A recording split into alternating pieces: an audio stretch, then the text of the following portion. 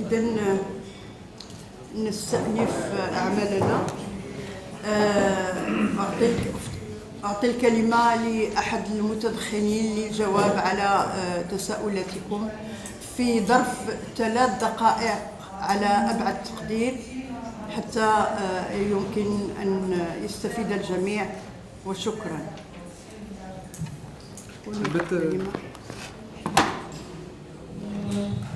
شكرا سيد الرئيس. سوف أتولى باختصار الإجابة على الأسئلة التي طرحت علي.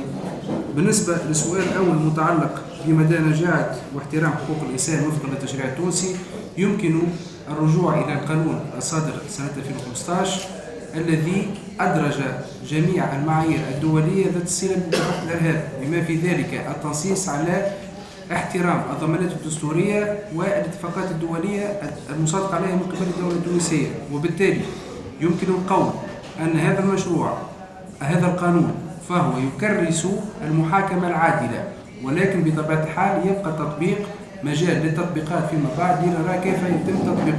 هذا من ناحية. من ناحية ثانية، السؤال الثاني متعلق بالتعويض للضحايا. لقد ذكرت في مداخلتي كون هذا القانون قد أقر مساعدة الضحايا سواء على المستوى الصحي، على مستوى الرعاية الاجتماعية، وكذلك التعويض مع الذكر كونها الدولة التونسية تم إحداث صندوق لمكافحة الإرهاب وتعويض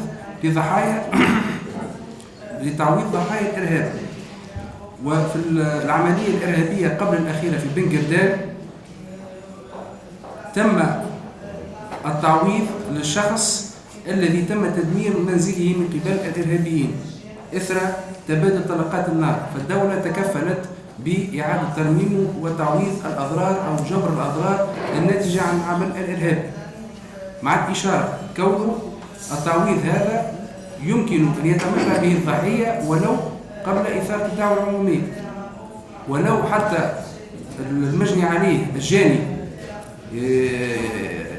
ولو في صورة وفاة الجاني فالدولة تتكفل بالتعويض. هذا إلى جانب ما ورد بالمجال الجزائية العامة التي تخول لكل شخص تضرر من جريمة في إطار الدعوة العمومية القيام بالحق الشخصي من طلب التعويض.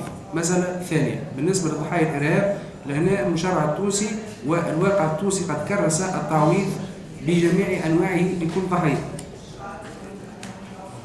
بالنسبة للإعفاء وجهة نظر الزميل المحترم على مستوى التشجيع على التبليغ والتوبة، في هذا الصدد يمكن القول كونها هذه من بين المعايير الدولية الموجودة سواء في الاتفاقات الدولية أو في القوانين المقارنة، فهي في اعتقادي الشخصي فهي آلية تمكن من تفادي اقتراف الجريمة.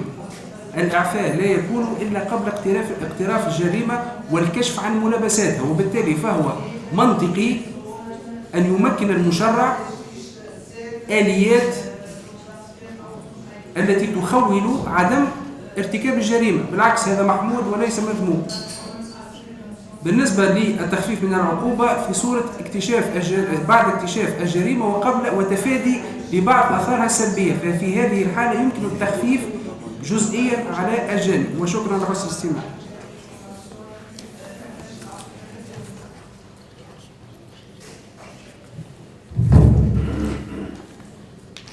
شكرا سيدة الرئيسة.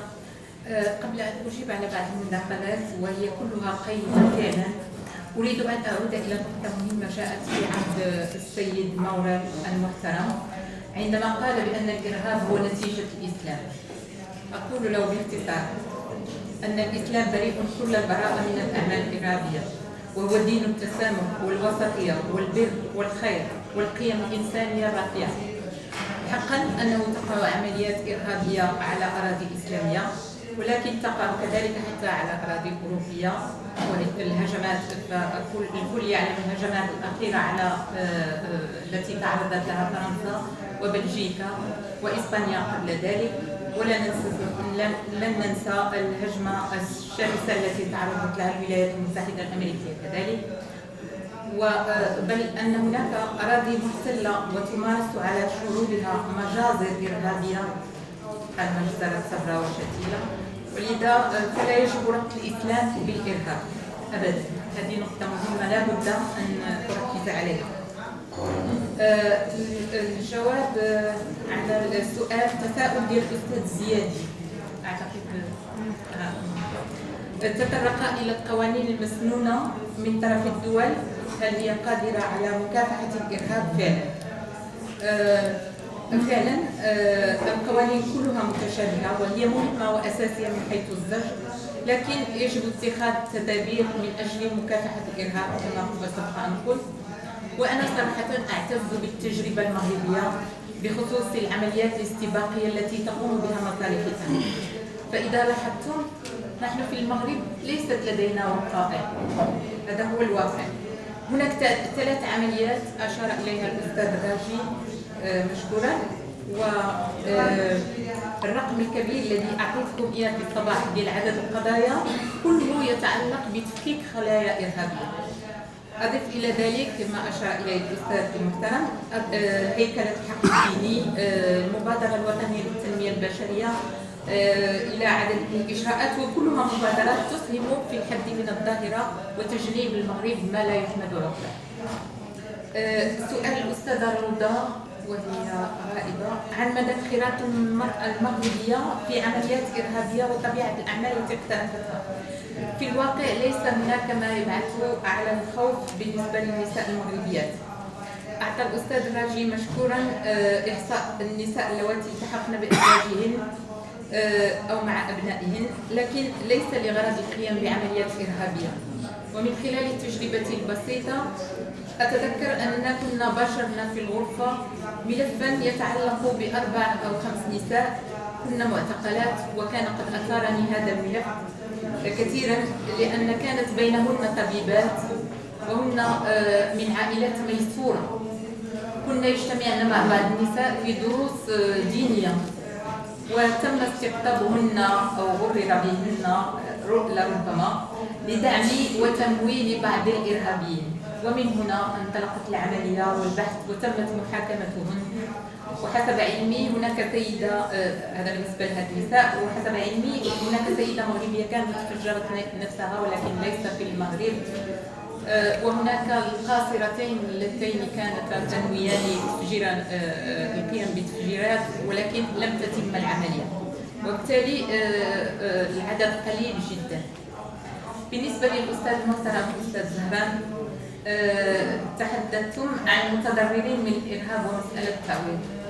أنا أتفق معكم، وقد قلت في الصباح أن الحاجة أصبحت ماسة إلى تشريع يغطي هذا الجانب. وأنا بدوري معجبة بالتجربة الفرنسية اللي هي خلق صندوق تعويض ضحايا الإرهاب بأداء مبلغ 4 يورو عن كل بوليصة تأمين. فتصوروا معي عدد المؤمنين والمبالغ الضخمة التي سيتم الحصول عليها لتعويض هذه الفئة من الضحايا. نتمنى إن شاء الله يكون عندنا تشريع مغربي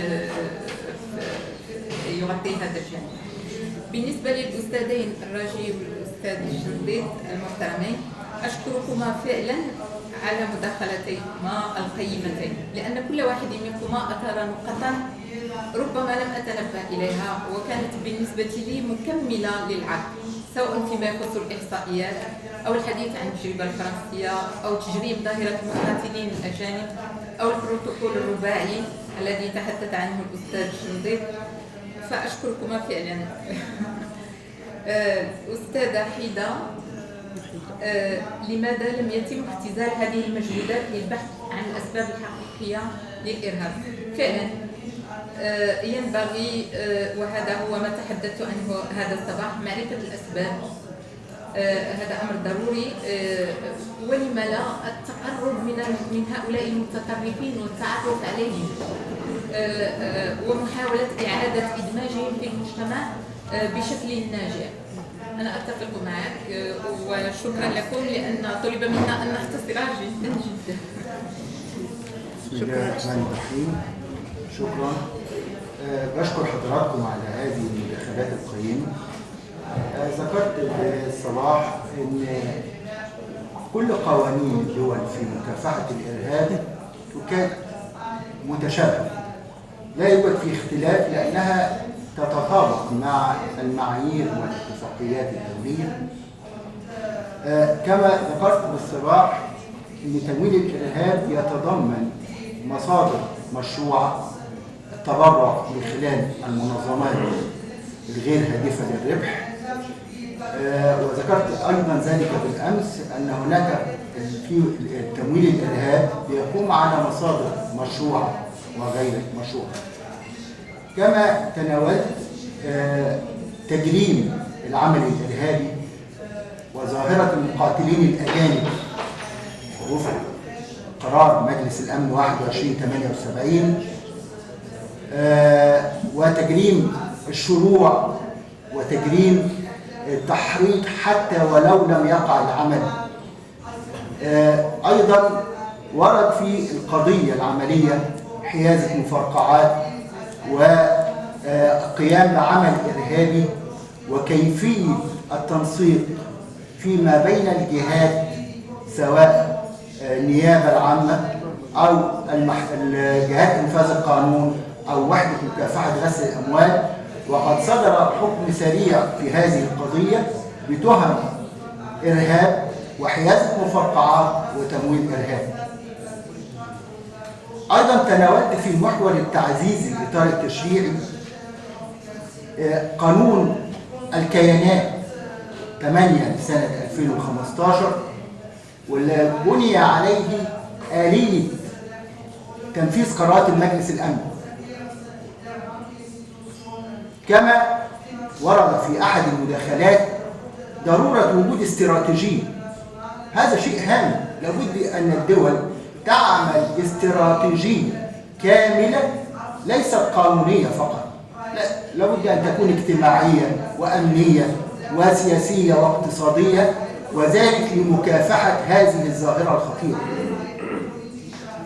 وهذا قد تناولته من خلال التقييم الوطني للمخاطر.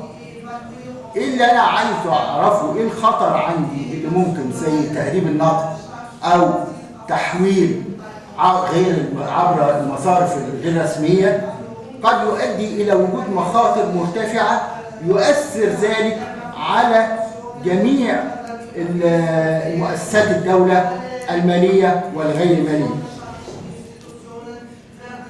القانون المصري تناول موضوع التعويضات من خلال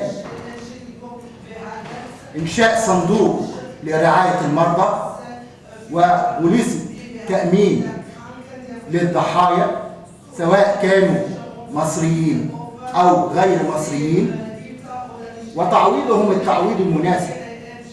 وقد قضي في العديد من القضايا التي تنظر الدعوة العمومية بمبالغ مالية كبيرة للمتضررين ورعاية ذويهم لما حدث من جراء العمليات الإرهابية. أيضا تناول القانون المصري موضوع مراعاة حقوق الإنسان، حيث راعى الشرعية الدولية لحقوق الإنسان وكذا احترام الضمانات الدستورية، حيث أن أي إجراء من خلال ضبط أو تحفظ أو مراقبة هواتف يتم من خلال سلطات التحقيق. وحين يوجد شكوى، أنا بتكلم من الناحية التطبيقية، شكوى تتعلق بحقوق الإنسان يتم تحقيقها واتخاذ ما يلزم قانونا في هذا الشأن.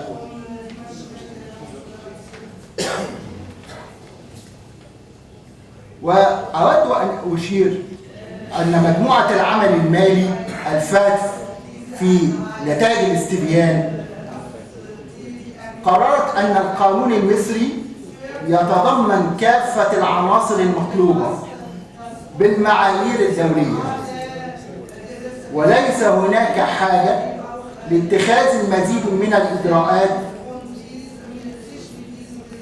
وأخيراً يجب وجود إرادة قوية للتبادل التعاوني الدولي في مجال مكافحة الإرهاب، لأن الإرهاب من الممكن أن يتواجد في أي دولة في العالم، سواء دولة كبرى أو دولة صغرى. وأشكر حضراتكم وزملائي في المغرب وتونس وسوريا وألمانيا على هذا الجهد الرائع، كما أخص بالشكر القائمين على الترجمة والفنيين والمختصين. شكرا لكم.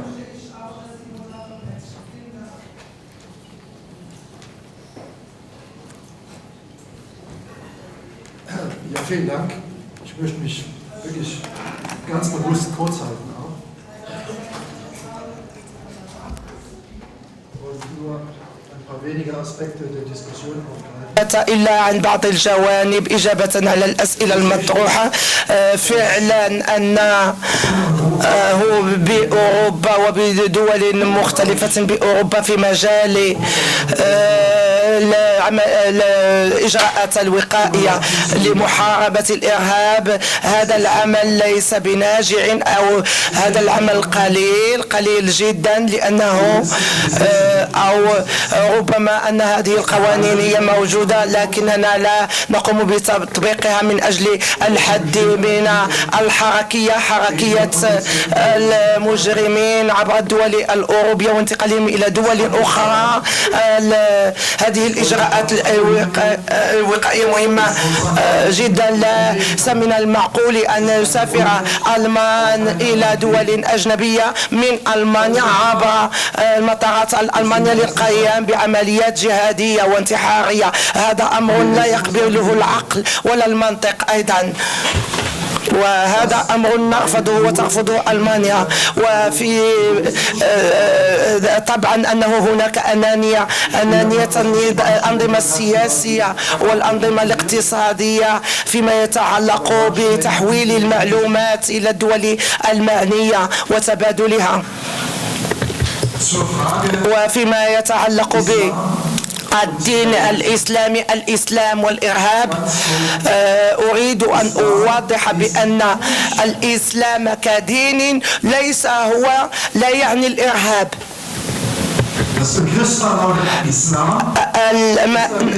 هناك مصطلح الإسلامي والإسلاماتي، إسلامي وإسلاماتي، مصطلحين مختلفين عن بعضهما. المصطلح الثاني يعني التشدد، وهذا هو المشكل، أي أننا لا نتعامل مع هذا المصطلح بعقلية وبجدية وبخبرة. الإسلامية أو الإسلاماتية هي عقيدة أخرى، عقيدة المتشددين الإرهابيين. أي أن ما تحدثت عنه هو أنه هناك عمليات إرهابية تكون أسبابها دينية، والإسلام ليس له دور في ذلك. أيضا ألمانيا بها مواطنون دينهم هو الإسلام، عددهم يفوق 30 مليون. أرحب بهم هنا باسم ألمانيا، وليست لدينا مشاكل معهم، لكن المقصود ليس الإسلام لكن الإسلاماتيون. وهناك ملاحظة، أنا لا أريد أن أقيم ذلك، لا أريد أن أقيم لماذا المملكة العربية السعودية مثلا باتجاهها الوهابي في لديها مشاكل دينية مع إيران مثلا. أنا لا يمكنني أن أعبر لكم عن رأيي من ذلك، لأنني لا أفهم أنا ذلك. أنا بالنسبة لي كل من أفكاره متشددة ومن يريد الفوضى فهو إرهابي بالنسبة لي، بغض النظر عن الدين الذي يعتنقه. ربما أنكم لم تفهمونني جيدا، لأنني لم أذكر المصطلحين في البداية. ما يقال بألمانيا الإرهاب ليست له علاقة بالأديان، هذا شيء خطير جدا. لكن أنا ذكرت بأن الناس بألمانيا وبدول أخرى يربطون الإرهاب بالإسلام، وهم يقصدون بلا شك الإسلاماتي. لا أدري ما هو هذا الدين الإسلاماتي، أي يعني التشدد. في البداية مثلا عندما يقومون بالعملية الإرهابية يقولون الله أكبر الله أكبر، وبعد ذلك يتركون الدماء تنزف، يقومون بالتفجيرات. إذن أنا لا أظن أنهم يذكرون الله الذي هو مذكور والذي يعبده المسلمون. هذا أمر خاطئ. هؤلاء إرهابيون فقط، إرهابيون متشددون. أهم شيء هو أن كل تصرف إرهابي مهما كان نوعه وأينما كان سوف يقع فهو إرهاب بغض النظر عن الدين وعن الدولة وعن الجنسية. Ich glaube, dass wir nun unsere internationale Tagung abschließen werden.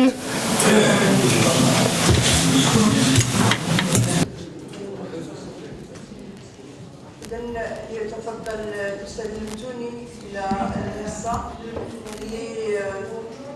لإلقاء التقرير الختامي لهذا المؤتمر، وأدعو الأستاذ عبيدي للالتحاق بالمنصة كذلك.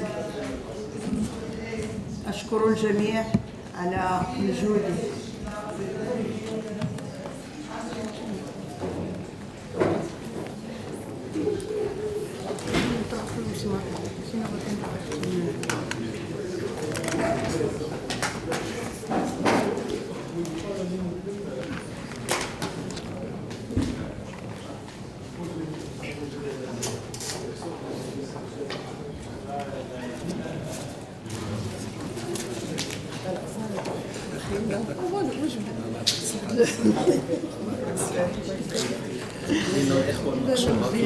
قال لك راه زعما لا خصو هو مزيان بدا الاسلام والانتاجات الاسلام حتى واحد القاضي معنا كيعتقد من المانيا لا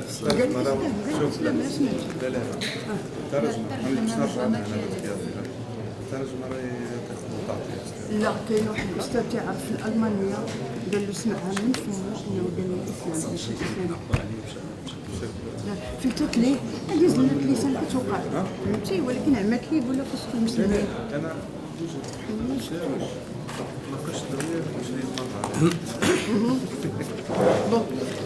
الاستاذ عبيدي الاستاذ المتوني لو سمحت عندي كلمه ديال الشكر ديال هذا الاستاذ عبيدي كذلك، وعاد نديروا التقرير الختامي. داكور كملوا التقرير هو عمل زعما اللي شغلت به الهذا كيدار التقرير الختامي وهاد الكلمات الختاميه ما كاين مشكل لانه هو نختموا.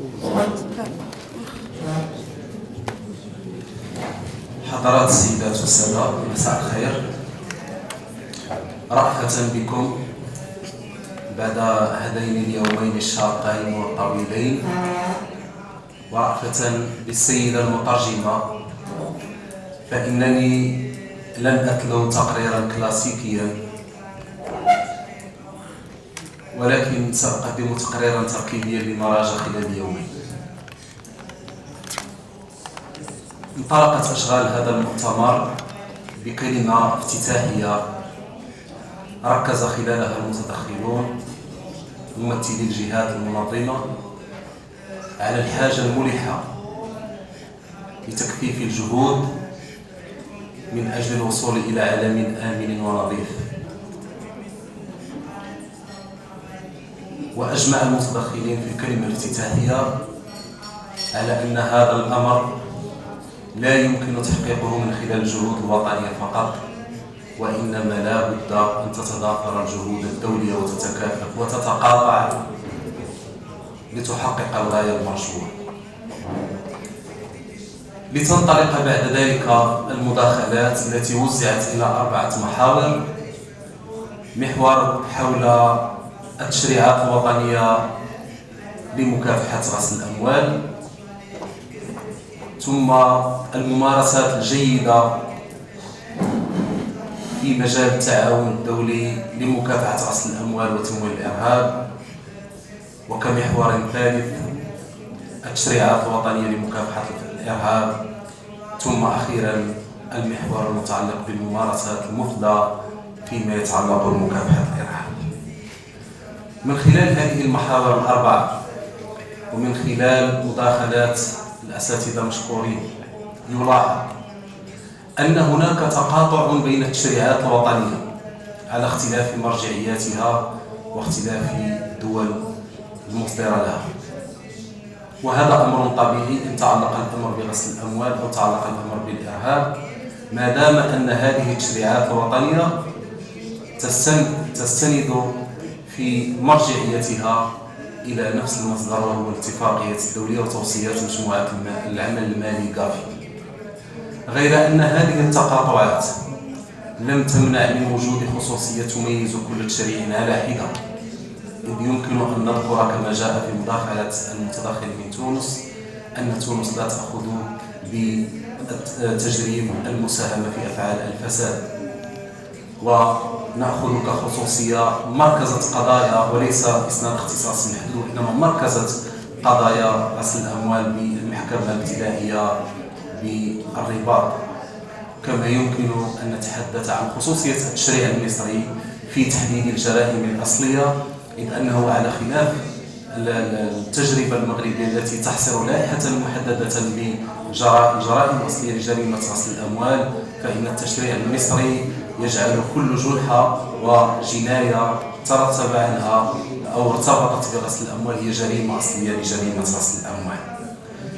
من حيث الممارسة سواء في تونس أو في مصر أو في المغرب، يلاحظ أن اللجوء إلى المعاملات العقارية هو الممارسة السائدة بشكل كبير فيما يتعلق بعمليات غسل الأموال، وهذا يعطي صورة عن مستوى الجريمة وعلاقته بالمستوى الاقتصادي في هذه البلدان، حيث عادة ما يلجأ المجرمون إلى أساليب بسيطة لغسل الأموال عبر اقتناء عقارات لتمويل المصدر غير المشروع للأموال، وهو ما يؤكد أن من بين الأشخاص الخاضعين الذين يجب أن يلعبوا دورا مهما في اليقظة وتصريح الاشتباه هم فئة الموظفون. وهنا نشير إلى أنه في فرنسا في آخر تقرير لوحدة الاستخبارات المالية الفرنسية 127 تصريح بالاشتباه صادر عن الموثقين، بينما في المغرب خلال 4 سنوات لم نتوصل إلى بتصريحين من الموثقين. أجمع المتدخلون أيضا على أنه يصعب وضع تعريف محدد للإرهاب أو تحديد ماهية الإرهاب، ولكن يمكن الاتفاق على حصر لائحة الجرائم أو الأفعال التي تعتبر جرائم إرهابية. أيضا هناك إجماع على ضرورة المزاوجة بين التعاون الدولي الرسمي عبر الإنابات القضائية والشكايات الرسمية وتسليم المجرمين وغير ذلك، والتعاون غير رسمي عبر تبادل المعلومات الاستخباراتية لا سيما بين وحدات معالجة المعلومات المالية. أيضا خلص المتدخلون إلى ضرورة التركيز على المقاربة الشمولية التي تجمع بين ما هو اجتماعي وما هو اقتصادي وما هو سياسي وما هو وقائي إلى جانب ما هو زجري. من خلال مختلف هذه المداخلات والنقاشات التي واكبتها يمكن أن نخلص إلى مجموعة من الدروس المستفادة ومجموعة من التوصيات التي نوجزها فيما يلي. أولا، لا بد وأن نؤكد على أن هناك أهمية كبيرة للمعلومة ولا سيما المعلومة المالية في مكافحة غسل الأموال وتمويل الإرهاب. وهنا يحضرني مثال عملي، فخلال اجتماع بأحد رؤساء وحدات الاستخبارات المالية بإحدى الدول نذكرها اسمها حفاظا على السرية، تبين أن في عملية إرهابية معينة تحليل المعلومة المالية هو الذي فك خيوط الجريمة ووصل إلى الجنات، حيث أن تحليل الحسابات البنكية أثبت أن الشخص الذي كان يعتقد أنه بسوريا دخل إلى الدولة التي ارتكب فيها الأفعال الإرهابية منذ مدة 4 أشهر، لأن حسابه البنكي تحرك خلال مدة 4 أشهر، ووجدوا رقم هاتفه الحقيقي، لأنه هؤلاء الأشخاص يغيرون أرقام الهاتف باستمرار. ولكن فيما يتعلق بالحصول على التعويضات الاجتماعية من هذه الدولة لا بد أن يعطي رقمه الهاتفي الصحيح وعنوانه الصحيح، وهذه المعلومات يعني من خلال تحليل المعلومات المالية تم الوصول إلى الجنات. أيضا لا يكفي التوفر على المعلومة، بل لا بد من العمل على تحليل هذه المعلومة والعمل على تقاطع المعلومات أفقيا وعموديا بين مختلف المصالح. ففي تجربة هذه الدولة التي أتحدث عنها، بعد أن وقعت إحدى الأعمال الإرهابية تبين أن كل مصلحة كانت تتوفر على معلومات خاصة بخصوص الأشخاص الذين ارتكبوا الفعل الإجرامي، والمعلومات التي توفر عليها كل مصلحة على حدة لا تعطي مؤشرات حقيقية على إمكانية المرور إلى التنفيذ. ولكن بتجميع هذه المعلومات يمكن الوصول إلى اليقين بأن هؤلاء الأشخاص كانوا يخططون لتنفيذ عمليات إرهابية، وهو ما جعل هذه الدولة تحدث وحدة للتنسيق بين مختلف الوحدات الاستخباراتية. أيضا لا بد من وضع خارطة طريق أو خارطة للمخاطر المتعلقة بغسل الأموال وتمويل الإرهاب وفق آخر توصيات مجموعة العمل المالي الغافي، وهو ما يتم الاشتغال عليه اليوم في المغرب عبر إحداث لجنة تحديد مخاطر غسل الأموال وتمويل الإرهاب، وهو ما يرتبط أكيدا بشكل أكيد بمؤشرات الاشتباه، بحيث أن الأشخاص الخاضعين من موثقين وأبناء وشركات تأمين وشركات تحويل الأموال وغير ذلك لا يمكنها أن تنخرط في سياسة اليقظة وسياسة تصريح الاشتباه ما لم توضع تحت يدها لائحة محددة من مؤشرات الاشتباه، بحيث متى لمست مؤشر من مؤشرات الاشتباه تعمل على التصريح بوجود شبهة غسل الأموال أو تمويل الإرهاب. وفي هذا الإطار لا بد من التركيز على التعاون الدولي، وهو ما لا يمكن أن يتحقق في غياب تبسيط مصادر الإجراءات ووضع دلائل أو دليل موحد، لأن هناك مجموعة من الدول لديها دلائل حول إجراءات التعاون الدولي، ولكن الحاجة اليوم إلى وضع دليل موحد بإشراف مكتب الأمم المتحدة المعني بالجريمة والمخدرات، وتشجيع المقاربة التشاركية والمقاربة الشمولية والكونية في مواجهة الظاهرة الإجرامية، والاهتمام بالمواضع المستجدة في هذا الباب، لا سيما فيما يتعلق ببحث سبل مواجهة التطرف العنيف والقضاء عليه من جذوره عبر تحديد أسبابه ومسبباته. ختاما، لا يسعني إلا أن أشكر الجهات المنظمة من وزارة العدل ومحكمة النقد والمؤسسات الألمانية للتعاون القانوني الدولي. أشكر السيدات القاضيات والسادة القضاة على تكبدهم معنا السفر والمشاركة بفعالية في أشغال هذا المؤتمر. أشكر السيدة المترجمة على ما بذلته من مجهودات لإيصال المعلومة وإيصال وتبادل الرأي بسلاسة. شكرا لكم وإلى فرصة قادمة إن شاء الله.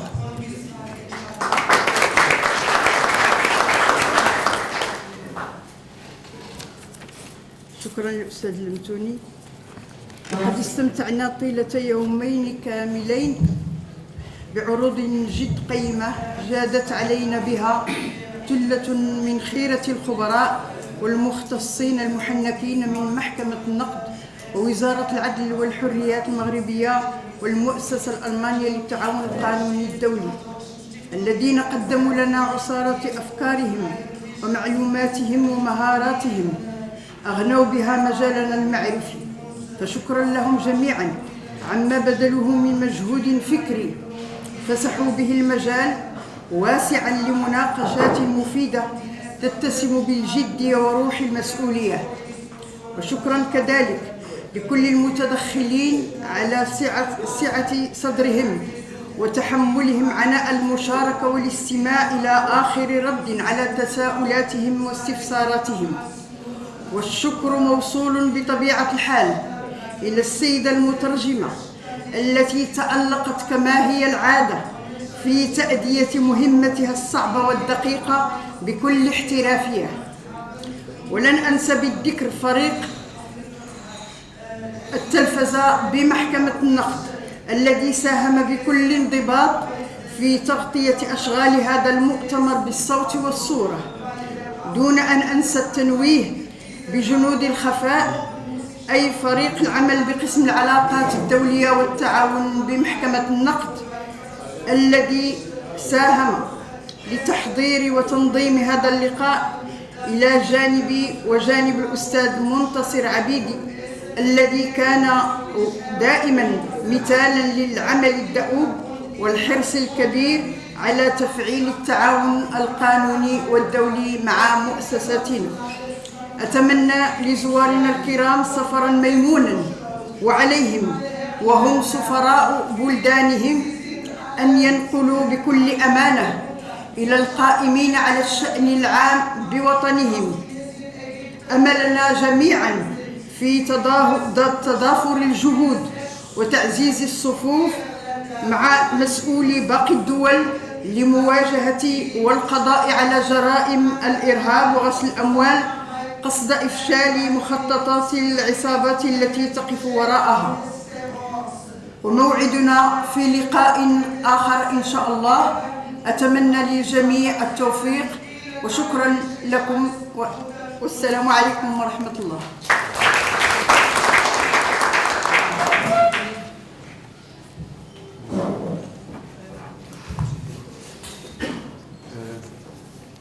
حتى لا أطيل عليكم، السلام عليكم مرة أخرى. أردت باسم المؤسسة في ختام هذا المؤتمر أن أتقدم لكل المشاركين وكل الحاضرين وكل المتداخلين في هذا المؤتمر بالشكر الجزيل. أردت أيضا أن أشكر الفريق التقني من وزارة العدل ومن محكمة النقد وأيضا من السادة الذين أشرفوا على هذا المؤتمر. قبل أن أفارقكم وعلى أمل اللقاء بكم إن شاء الله في فرصة أخرى، أردت أن أغتنم الفرصة أيضا لتوضيح نقطة معينة متعلقة، ممكن مسابقة شوي متعلقة بالإرهاب والدين الإسلامي. كنا نعرف اللي الإرهاب لا دين له، ما تمش حتى علاقة ولا من غير المنطقي أيضا إيجاد علاقة ما بين الإرهاب والدين الإسلامي. مش بالضرورة كونها الجماعات الإرهابية تمارس في إرهابها باسم الإسلام يتم إطلاق معناتها وإلصاق هذه التهمة بالدين الإسلامي. نعرف اللي الجريمة الإرهابية ما نشأتش في ظل الدين الإسلامي، الجريمة الإرهابية نشأت منذ قديم الزمان ونشأت في مجتمعات أيضا تمارس في الديمقراطية الآن، وفي مجتمعات أيضا كانت عندها ديانات أخرى.